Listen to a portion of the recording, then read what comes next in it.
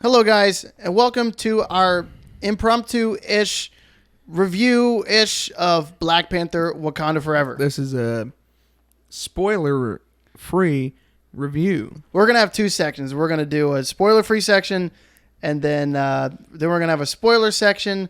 Bear with us. This is our first trash takes review. We are going to make chapters for this, so if you want spoilers, click on the chapter for it. Otherwise, It was a that's what it's the called. timestamps. No, they're called chapters. Okay. The chapters feature. So, Black Panther: Wakanda Forever, Yeah. the sequel to the 2018 smash hit Black Panther, starring Chadwick Boseman and all of the other supporting cast that we see. And I'm just going to preface this and say that Brandon's opinion is automatically invalid because he has not seen the 2018 Black Panther. That doesn't mean I don't appreciate the concept. Well, okay, we'll give it to you. So, Black Panther: Wakanda Forever, in the MCU timeline, sort of picks up 6 years after the events of the first Black Panther. Obviously, dealing with the tragic loss of King T'Challa and the effect on everybody in Wakanda, and sort of them going through the grieving period when also simultaneously being faced with threats from world governments, and then the new emergence of an underwater sort of kingdom country, which is legally not Atlantis, but technically is Atlantis, and that's where we see meet our villain, Namor, or I guess as they call him in the movie, Namor, of Without Love. So where should we get? I guess initial thoughts. What did you think of Black Panther: Wakanda Forever? I thought that the movie was very great for a casual viewing experience because I guess everything about it is just good for the general audience. I thought that there were very little mistakes made in terms of cinematography, and even surprisingly with Marvel nowadays, CGI. It was actually very well done. I think the casting was wonderful. I did not hate any characters in this movie at all. I hated one character, but Which I'll talk about that later. Okay. Keep going. I don't even know that answer yet. I'm very curious. So I have to agree. I got home from the theater, and I a little bit yesterday and a little bit today while I was at work for like 10.5 hours, took this page of notes in which I will go over, which, hate to say, my cons outweigh my pros. The thing about this movie for me is it's sort of a mixed bag, which I can't really talk about in the non-spoiler section, but going in, I went in with zero expectations because, look, to be honest, Ryan Coogler had his back against the wall with this film in terms of how he was going to go on and deal with the loss of Chadwick Boseman. And for what he was able to do, I wish I could say that it was the best way they could have gone, but I kind of have to disagree. I think the film has very high highs, but I think it has really low lows. And by the end of it, for me, it's kind of like a mixed bag. But I have to agree, the things I wrote down that I really loved the visuals of the movie. The cinematography was gorgeous. I think Ludwig Göransson outdid himself on the score. I think that the music in the movie was even better than the one in the first movie. It still hit the same beats from the first film, but there were a few scenes where I was just like, it wasn't even like a pop, like some of the pop songs they had. It was just his score. I was just sitting there like bobbing my head. I also loved the costumes. The freaking costumes in this film are absolutely incredible. Obviously, won't talk about like who the new Black Panther is right now, but I absolutely loved, which you see in the trailer, I absolutely loved the new Black Panther costume with the gold outlinings that's what I thought when I first saw it. It looked absolutely awesome. There was some great action in the film. I think some action scenes the first movie did better, but there's a particular scene.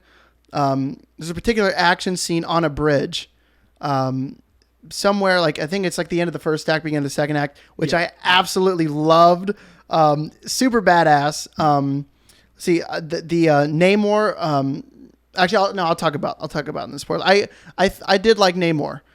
When I walked out, I was a little underwhelmed. But I think that's just because everybody, is just going to directly try to compare Namor to what we got with Michael B. Jordan as Killmonger, because Michael B. Jordan's performance as Killmonger is probably one of like the best MCU villain performances that we've gotten in a movie. The acting, Letitia Wright as Shuri, I really love her character in the first movie. In the first movie, we see her as sort of the comic relief, always cracking like your average Marvel quippy jokes, which you don't know because you haven't seen the first one. Yeah, but I can agree. But I love Shuri in this one. She still cracks jokes here and there, but she really matures, and you really feel one thing you feel with the entire cast is that it doesn't only feel like the characters are grieving the loss of T'Challa. You can also tell that the actors are actually grieving the loss of Chadwick throughout the entire movie, and that's because sometimes real emotions can interfere with acting, but all it did for this film was just elevate the performances. Angela Bassett as Queen Ramonda was fantastic, absolutely fantastic. God, I cannot remember her name, but the girl that plays Okoye is amazing. M'Baku is always amazing. Winston Duke, and then Nakia, who we kind of got a little bit of in the first movie. She was absolutely fantastic. So I guess we can't really talk more. Okay, what did you think, without giving spoilers, what did you think of Namor, and what did you think of Talokan?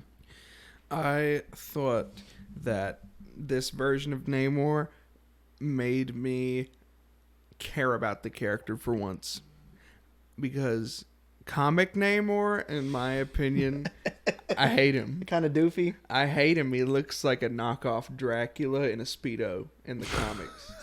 Am I wrong? No, you're not wrong. Like, I don't know. Just everything about him with his new, like, Aztec-inspired design and his, I don't know. And I guess that also leans into, Lord, I always forget the names. Was it Talcon?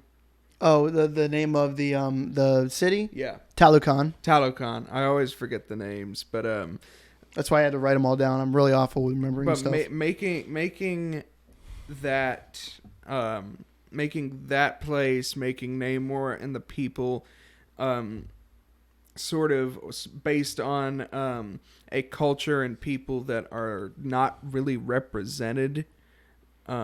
Like sort of like the Hispanic, like Aztecian. Yeah, turning them like into that was really cool, and I thought that all the visuals around that were like, honestly, some of my favorite parts of the entire movie, no question. Okay, going into the movie, the one thing because I only watched the first trailer because I didn't want to like see a bunch of trailers, get a bunch of expectations, and go into the film.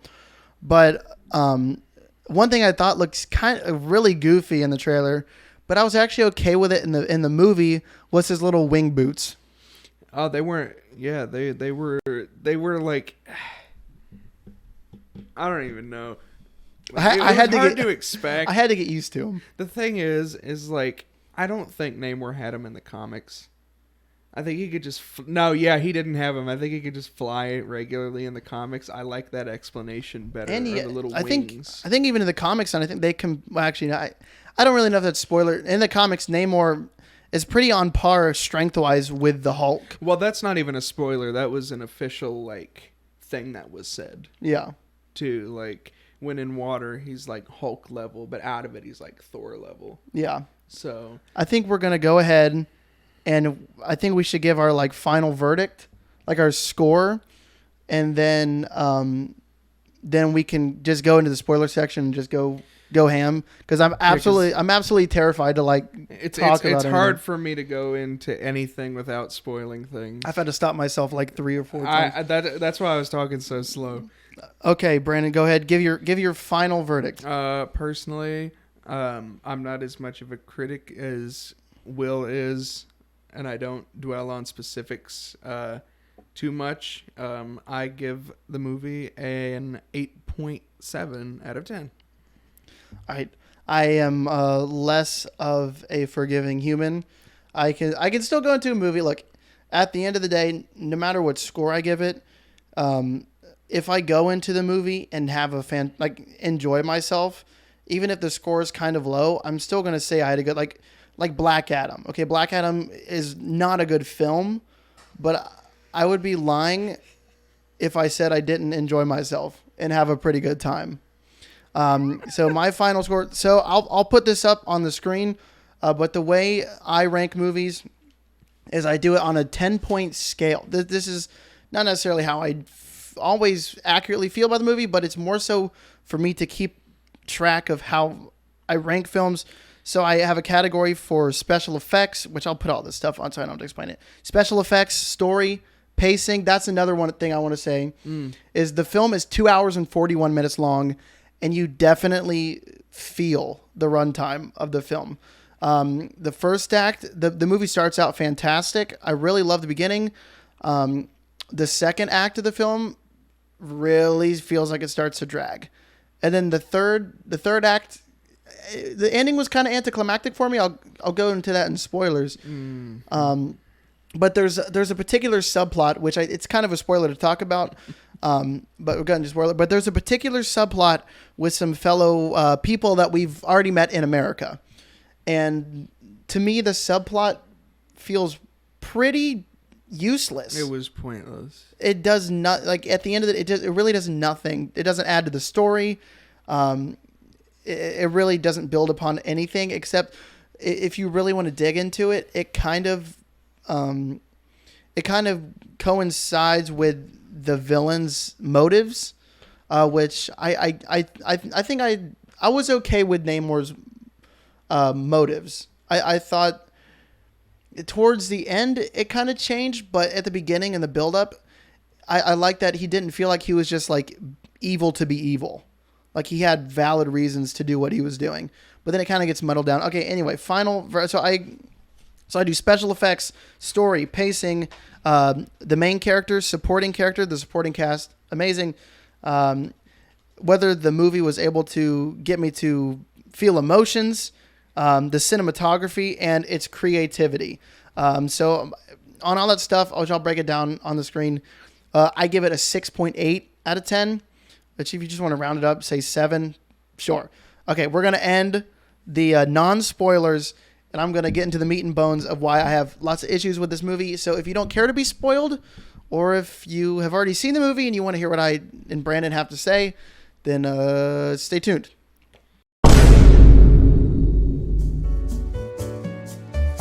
All right, welcome to the spoilers section of our review of our trash take, we should say, of Black Panther: Wakanda Forever. Now, I'll have some positives to say. I'm not just gonna shit on this movie completely, but okay, So the film starts with the film. It absolutely does not try to dance around the fact that T'Challa is going to die. Like they start the film right off the bat with T'Challa's literally his death, which I did not like how they handled his death. It kind of made me, it kind of rubbed me the wrong way. Personally, so they have him in like the first literally like 5 minutes. Like he is dying of an unknown disease, and they're trying to cure him and everything. And really, I kind of don't like how that was done. I honestly probably would have liked it better if we cut immediately to the beginning of like the his funeral. Well, the thing that I'm not gonna say you're accusing it like this. I don't know. It sounds angry, but I don't like that they like obviously Chadwick Boseman passed away of a private battle he was having with cancer, and to me it felt like the fact that they used a disease to kill him off, like, which was kind of like a cancer.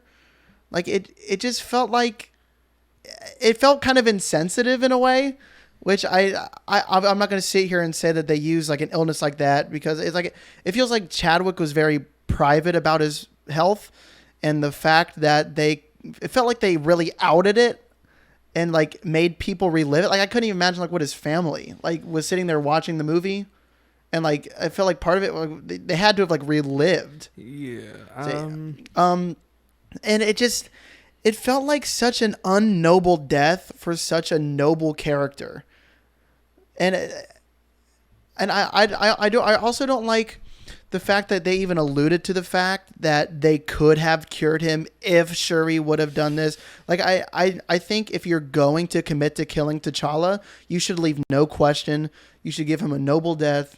I don't think they should have left any room for, maybe they could have done, if Shuri would have been able to synthesize this, which is another issue I'll talk about. If Shuri was able to synthesize this, then they could have saved him. Like I wish, like there should just be no question, like he's gone. Yeah, really, people would be mad no matter what, I think.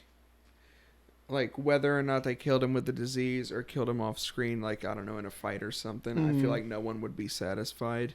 Because people would have the same problems that we have with it, but if he's killed off screen, then it's like, well, that's anticlimactic. What happened? What happened? That's unceremonial, too. You think you could have, like, CGI'd it? Like, people would have been really pissed if you CGI'd him. I don't think I would have liked it. But here's the thing.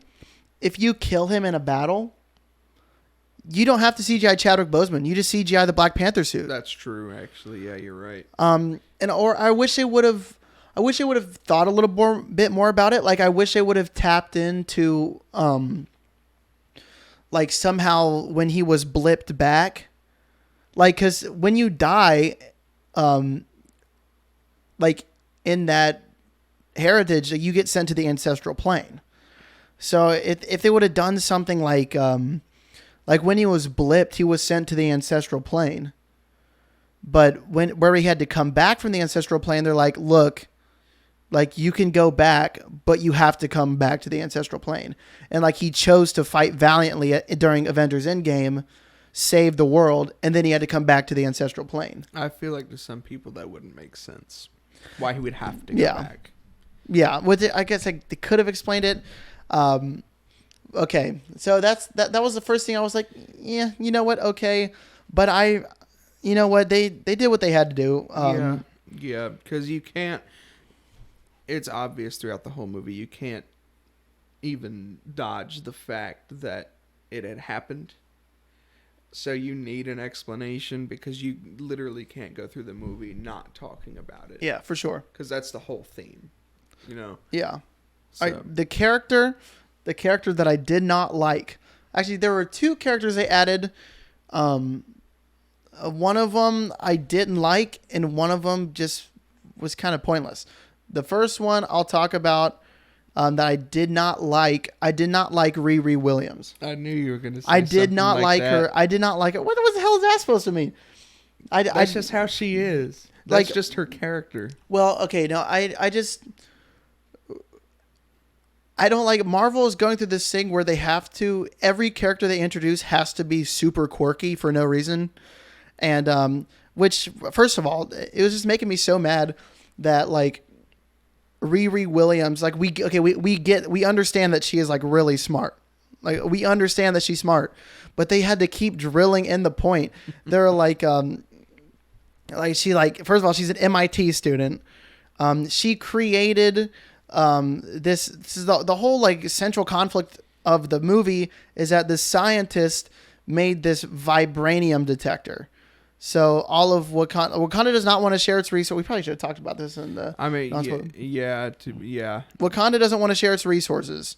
So Riri Williams, who we find out later is Riri Williams, makes a vibranium detector so people can detect vibranium outside of Wakanda because that's like the only known place to find it. So like the CIA just like takes her thing, blah blah blah, and we find out later she's like, oh yeah, I made that for a I made that for my metallurgy science class project. Which is the thing is, I don't think she originally intended it for vibranium. Did she not? Finding, I don't think so. I could be wrong because even she seems surprised by it. But then she was like, yeah, I was fixing cars with my dad, and I fixed a car when I was 3 years old. I don't think she fixed that. She said she 3 years wasn't talking old. about the car when she said was three. I fixed a car when I was 3 years old. No, she Swear did. to God. Not when she, no, it wasn't the car. I'll have she to was go talking see the about, movie again. No, she was talking about her first little gadget that she made. Not that she was fixing cars at 3 years old. I swear to God, she's like, I was fixing cars when I was 3 years old. I was like, promise. okay, we get it. You're smart. I promise. Okay, one thing. Okay, when we finally get to like meeting the Talokans, and they start going against the Wakandans, to me personally, like the Talokans felt like such a forced conflict. Like they really did not feel like they were actually as powerful as the movie made them out to be, but they had to make them that powerful in order for it to seem like an actual conflict to the Wakandans. I feel like they really were that powerful. Because I understand like their the toughness of their skin because they live like deep in the ocean, but it's like, come on, you're telling me the Wakandans have like one aircraft carrier and like 2-door Milage and like they're just gonna come? No, man, Wakanda crush them. I feel like that. I thought it when I saw it and when you said it in the theater. I feel like they were underestimating the people from Talokan because they had their big sonic emitter and they had all of these things to keep them at bay, and so once that went out they were like what's going on? And then of course they get bombed and they didn't expect literally any of that to happen because that was their main source of defense. You're gonna go fight the Talokans with one boat out in the middle of the ocean. If it gets blown up, you're done. You're stranded. If you're in the water, you're dead. If it wasn't for that one general, whoever her name was, General Kenobi. Shut up. Whatever her name was. Okoye? No. The Talokan. Oh, the one beaten into the sonic emitter. She seemed to be like extremely. Oh, you're talking about the female one? Yeah, she seemed to be extremely. Nomura. Was that her name? Mm-hmm. Okay. And I forget the guy's name that Okoye fought. I hardly knew any of their names. I really just there were so many characters I just forget. But yeah, if it wasn't for her, then they couldn't have. They wouldn't have been overwhelmed. Yeah, the other character I didn't like. Well, not that I didn't really like. What it was like really pointless was the Annika character that they introduced. So like when like Okoye. Okay, first of all. Oh right. I got like she was put in charge of like the Dora Milaje after the queen demoted Okoye. Which, okay, here's one thing. So when we first actually meet, first of all, Namor's introduction scene was badass as fuck. Yeah. On the like on the ship and then the helicopter, like that felt like a horror scene. Yeah, all the like just the faceless creatures, like you could kind of if you sirens. If you saw the trailers, then you're not surprised, but if you didn't see any of it and you don't know what's going on, you're like kind of freaked out. Oh yeah. What is that? Like a bunch of it, like a big collection of like voices in the ocean causing people to like kill themselves.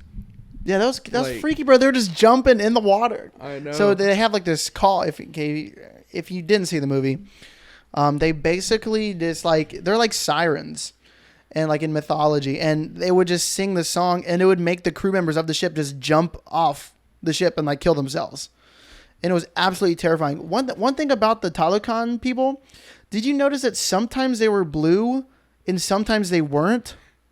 Yeah, no, that was like at what points? Because that was on purpose.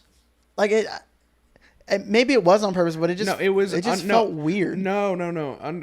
Above water, they're blue. Underwater, they're not. They're like skin color. It was just weird to me. No, I get it. It's because their new normal is underwater. Yeah. So I would imagine that the lack of like complete oxygen and stuff in their skin above water is why they're blue and they have to wear the mask. So underwater they're normal. They can breathe like they normally could, and so their skin is like healthier and all that. That's what I get from that. Gotcha. Okay, so there are two plot inconsistencies that I found that I definitely want your opinion on. So when we first actually get like dialogue out of Namor is when Ramonda takes Shuri out into like the middle, like the wilderness, because they're gonna burn their funeral garb from T'Challa's funeral. The Queen does, obviously Shuri does not, but she does later. And that was the only scene that actually I got emotional from that scene at the end. That was really good. But so Namor pops out of the water and he's like, "Bring me the scientist who made this device," and he brings the vibranium detector. He's like, "Bring me the scientist and blow into the shell, and then I'll come back and I'll get her." Yeah. They disregard that completely, and he pushes in the point. He's like, "I want you to do this because I don't want the outside world to know of our existence," which fair enough. Yeah. But then when they go get Riri, why then do they ambush them in the middle of Massachusetts on a bridge in public? And they never blow the shell. But it's like they push in the point so many times. If you let the world know that we exist, we're gonna kill you. We're gonna kill your queen. We're gonna kill everybody. And then they just jump them in a city on a public bridge. It made absolutely no sense to me. And they didn't even blow into the shell or anything.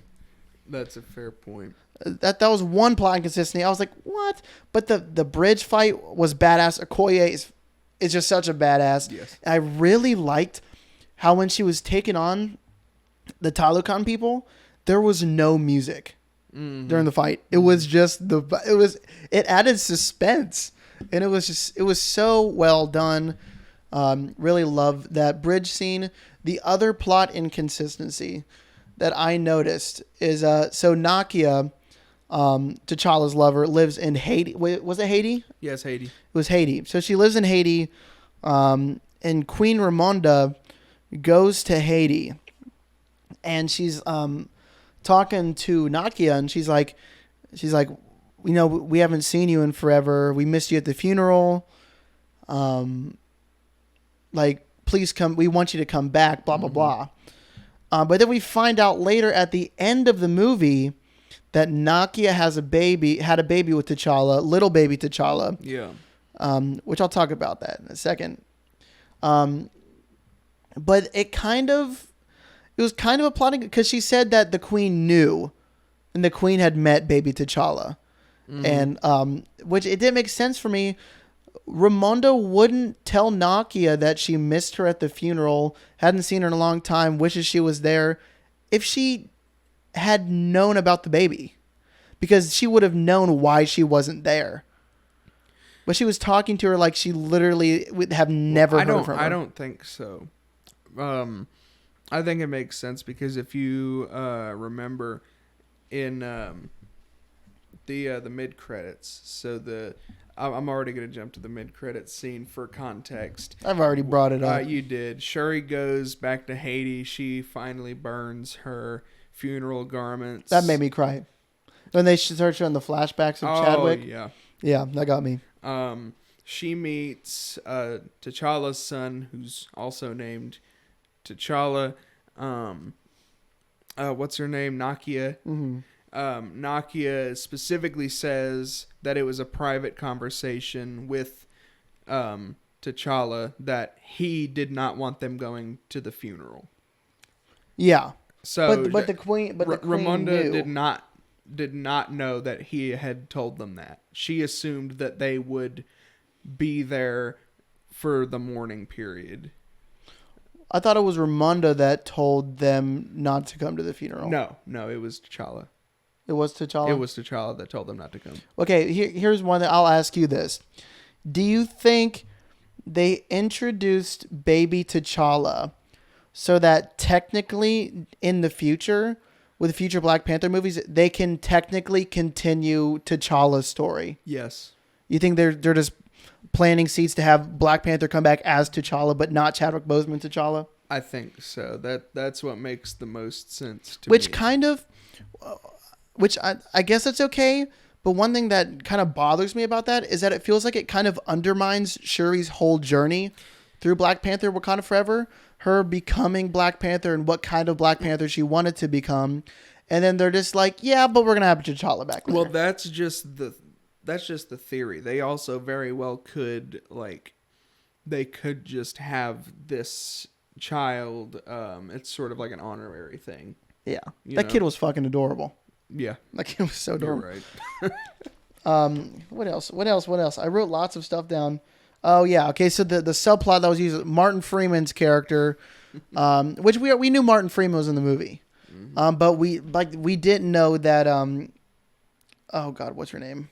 Julia Louis-Dreyfus, Valentina, because they're setting up. I guess they're setting up stuff for Thunderbolts, but to me, the movie felt about 15-20 minutes too long, and if you would have taken all of that stuff out, it wouldn't have felt 15-20 minutes over. It really amounts to nothing. All it did, and one thing that really bugged me was on the bridge when General Ross grabs the Shuri's beads. Yeah. And then he has them or whatever. And then like at the end of the movie, Valentina's like, oh yeah, I knew you had the beads and I tapped them and listened to every phone call you've ever had, which doesn't really make any sense because it's Wakandan technology and the world powers don't have access to Wakandan technology. So they don't know how any of it works. And one thing, it's like, it feels like they're using it as a cop-out in Marvel movies now. It feels like vibranium does everything. Like, they literally use vibranium to make everything. Literally flowers. And, like, literally everything can be made with vibranium. It feels like vibranium's such a cop-out now that it just feels like it's kind of lost its significance and meaning. Yeah, I put Riri annoying. That's a terrible opinion. Her jokes did not land. I feel like in any other Marvel movie, they probably would have landed better. But where she was super quirky, and I understand it was like a tension breaker and stuff, but her jokes felt like they conflicted with the tone of the movie a little too much. Like, it was a really serious movie, and then she would just hit you with like a really quirky one-liner, and it just felt so out of place. Or if you would have had that in like an Ant-Man or like a Guardians of the Galaxy, it probably would have worked a lot better. And the suit that they give Okoye is ugly as hell. I disagree. You like it? I thought it was cool. It looks like Orisa from Overwatch. Yeah, but it was cool as hell. I did not like it. Loved Even it. the movie thought it was ugly. Well, they said it like 50 times. Yeah, like, this what thing's about ugly. it? It was cool in action. It was cool. Agree it was to cool disagree. in practice. What did you think of the big cameo reveal of Michael B. Jordan, Killmonger, coming back, and that's who Shuri met in the ancestral plane? I thought that they couldn't have done it any better. They literally could not have done Michael B. Jordan cameo better in any way I loved his than that. outfit. Oh my god, Yeah. his getup looks so sweet. Oh yeah, the fact that she expected to meet her mom Or in T'Challa. in the ancestral plane. Sorry, Astral plane. The That's astral Doctor plane. Strange, isn't it? It is. When she thought she was gonna meet them, but instead ran into Killmonger, and then you kind of connect. Like, if you saw the first movie, I get the concept. I got the concept through context. Yeah. You still need to watch the first movie, though. I know I do. So good.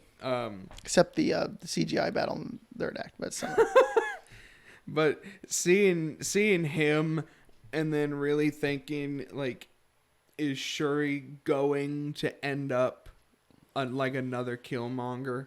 I love that. There was one thing I really liked about Shuri's character. I wish they would have explained it more. They set it up in the beginning and then did like the classic Marvel thing where they like kind of stuff it under the bus until the end of the movie for like a character development moment. I really liked her character conflict between science and like spirituality. Mm-hmm. Like she told her mom, she was like, these are just figments of your imagination. They make no sense. Because obviously it makes sense for her because she's all science. She's one of the smartest people in the Marvel Universe. I really, really like when they give characters like confusion. If that make like they, I really like how she was battling her heritage and her science, and then when they come back, and that's why I loved when she was so pissed off that she met Killmonger. Mm-hmm.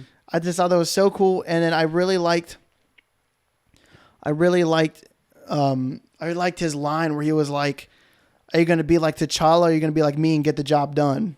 Or something like that. It was just so sweet. I like cool. I like that he called her out on it. Mm-hmm. I like that. That's one of his first lines. Like, you didn't believe in the ancestral plane in the first place, did you? Yeah, he was like, "You didn't believe this was real." Yeah, you didn't believe any of this. Like, and she still like didn't coming out of it because she didn't see what she wanted to see. She didn't want to believe it because of all the people she could have met. It's like the worst possible option in her mind because she knows what everybody thinks of Killmonger, and she doesn't want to be thought of as another Killmonger if she goes through with the things she wants to do. What do you think of Shuri as Black Panther? I don't hate it. I don't know any other way to put it. I don't know if I would have preferred another Black Panther or her. It's hard to tell. I was never as into Black Panther. All I know is that it is comic accurate. Yeah, she does take the mantle in the comics. Yeah, she does take the mantle in the comics. I thought that was cool. I did. I think that in the future for Black Panther, I would just have to see her as the Black Panther for longer. Yeah. For me to really know.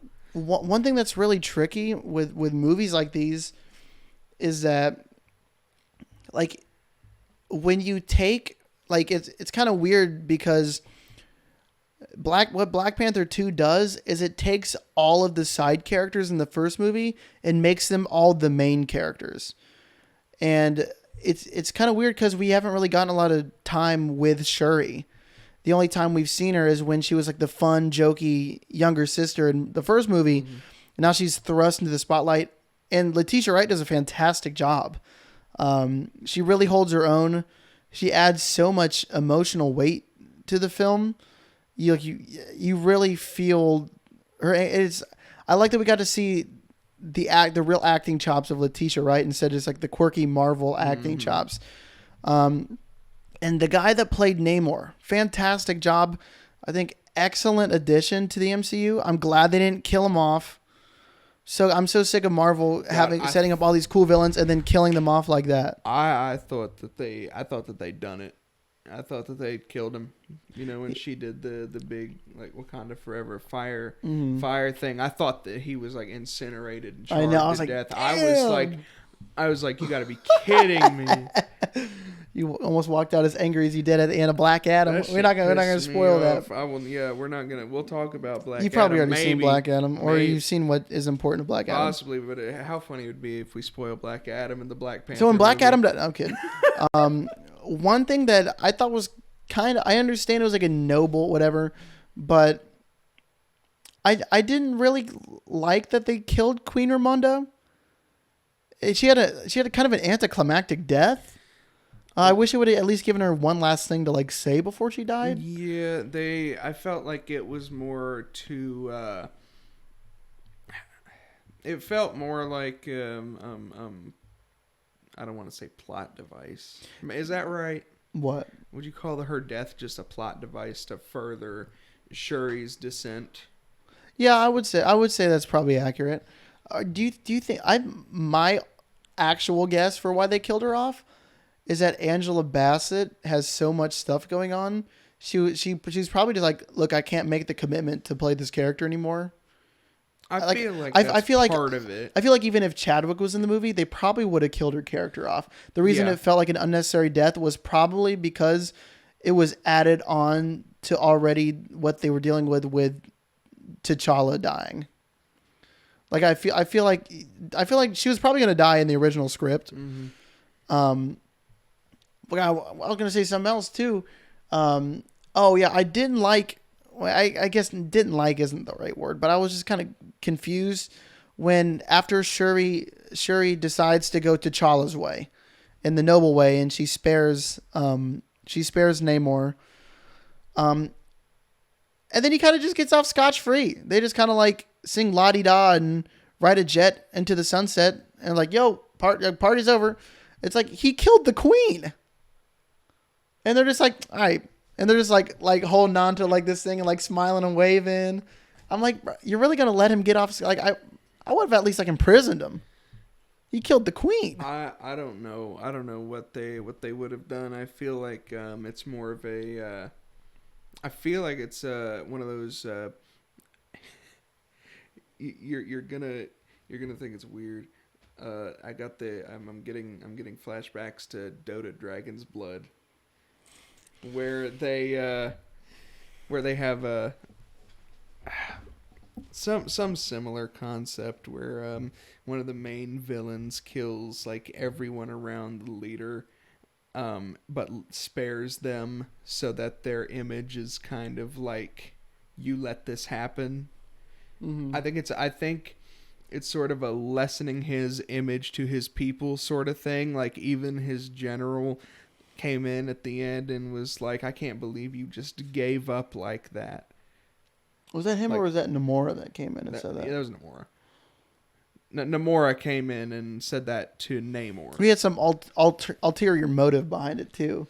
He knew at the end that if he surrendered, that he would have some sort of alliance with Wakanda so that he could have a form of protection, even if it meant like lessening his image in some way. He doesn't care. He wants his whole place to be protected and away from surface world issues.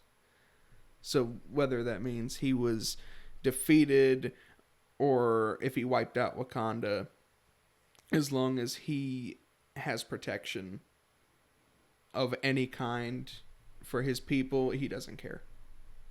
All right. Is there anything that we missed on? I'm going to check my notes one more time.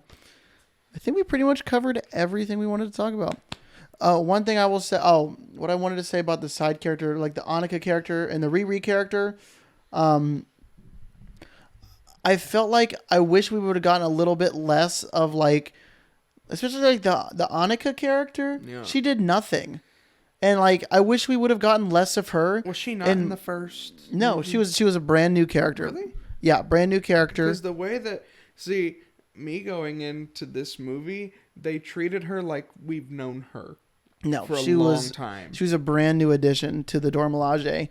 And there's one Dora Milaje character which I love. She got thrown under the bus in the first Black Panther. She was kind of in Falcon and the Winter Soldier.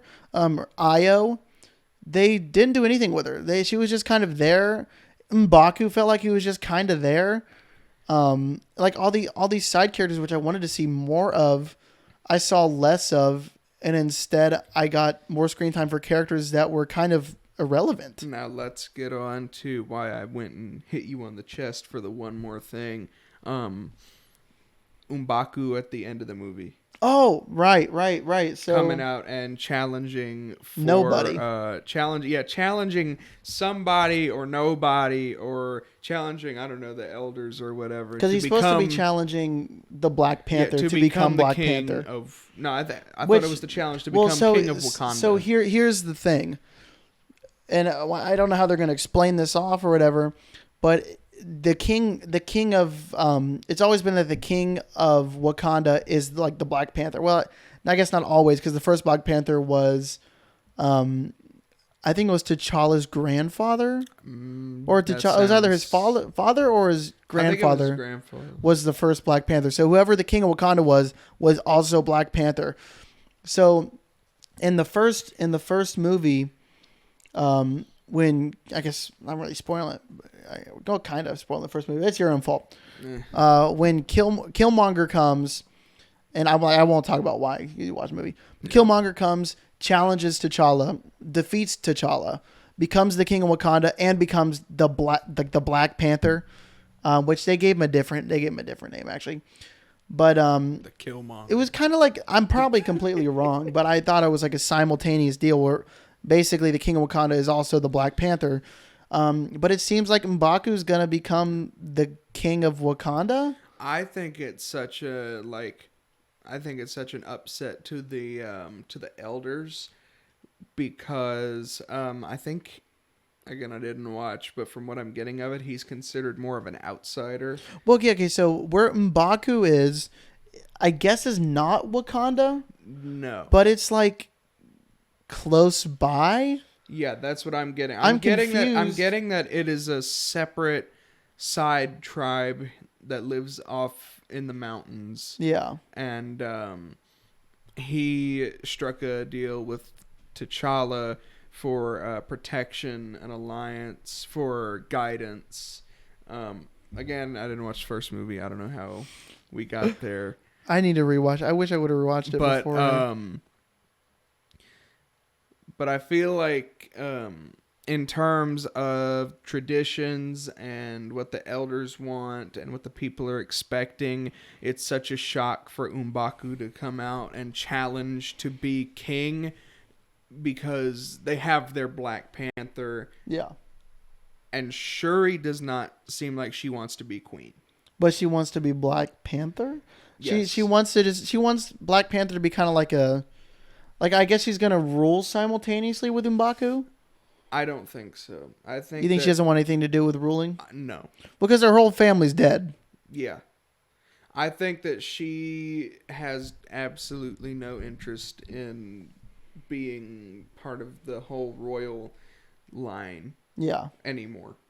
Because it's just her. Yeah. But M'Baku, I feel like he feels he can come in and be a decent ruler for Wakanda and his tribe and whoever else, because there is no one to really take the full reign of power. Yeah. And he's the only one with any sense of leadership. Yeah. Besides maybe Okoye, but I know Okoye wouldn't. Well, do you think she's part of the Dora Milaje again? Or do you think she's still not? I know that she is. No, Or they upgraded her to something better. I think that she's back in the Dora Milaje. Because I know that she's like... I know that there was that one part she's like, I'm a civilian now and whatever else. Well, she went and helped to fight the big battle in the ocean with Namor and saved all these people. And so I feel like...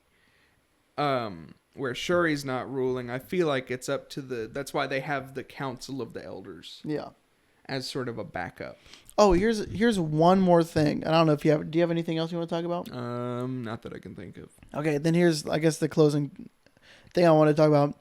So, you have Queen Ramonda, who is protecting Riri Williams, who the entire Talokan army basically is after to try to kill. You're telling me if you have Queen Ramonda and Riri Williams in the throne room, none of the Dora Milaje is there to protect them? It was just the two of them by themselves in the throne room. That was just like, what? Where the Dora Milaje at? That's really the last thing. It's not like a negative. It's just something I was just like, kind of curious about. But you'd think when you have like the most wanted scientist and the Queen of Wakanda, you think they'd have some Secret Service protection. But obviously, I guess not. Unless we missed something. Maybe we did. I'll probably go back and see it. It feels like a task to go back and see because it is a very long film. Yeah, but I don't know. Maybe there's something we missed, or maybe they thought like, hey, this is like one of the most protected areas in Wakanda, and then Namor brings these overpowered ass water bombs. There you go. It's just water. No, He but smacks it with his spear full force, just cracks, and he throws like a water bomb at that's it. what I'm saying. I don't know what those are. That was the only. But they're some of the most overpowered weapons I've ever seen in my life. They kind of talked about how Talokan is like technologically and all this stuff on the same level as Wakanda. Yes. The only piece of technology they have are the water bombs. I don't think that's the only piece of technology. Well, besides like the big sun thing not that they had. either. Wasn't that also made out of vibranium? The sun. Well, they had something like maybe not that. I don't know. All their buildings, all their weapons, their breathing masks. Oh, were they vibranium? Yeah.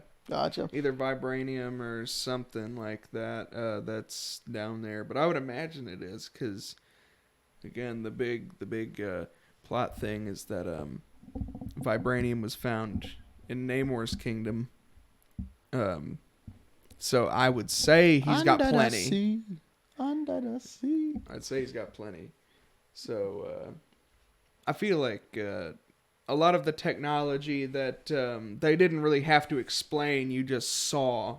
It felt like they kind of nerfed Wakanda's technology a little bit. How so? Like Wakanda's most technologically advanced.